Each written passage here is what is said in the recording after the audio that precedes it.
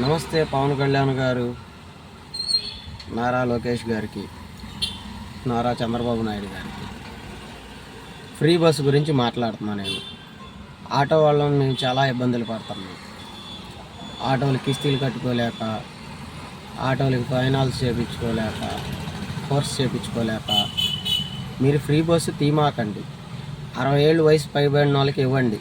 ఎందుకంటే వాళ్ళ ఇంట్లో మగవాళ్ళకి ఆడవాళ్ళకి వయసు మీద పడి వాళ్ళకి ఆదాయం తక్కువ ఉంటుంది కాబట్టి వాళ్ళకి ఇవ్వండి. ఉద్యోగాలు చేసుకునే ఆడవాళ్ళకి ఇవ్వండి. ఎందుకంటే వాళ్ళు బయటికి వెళ్తారు, కష్టపడతారు కాబట్టి వాళ్ళకే ఇవ్వండి. స్కూల్ పిల్లలకి, కాలేజీ పిల్లలకి ఇవ్వండి.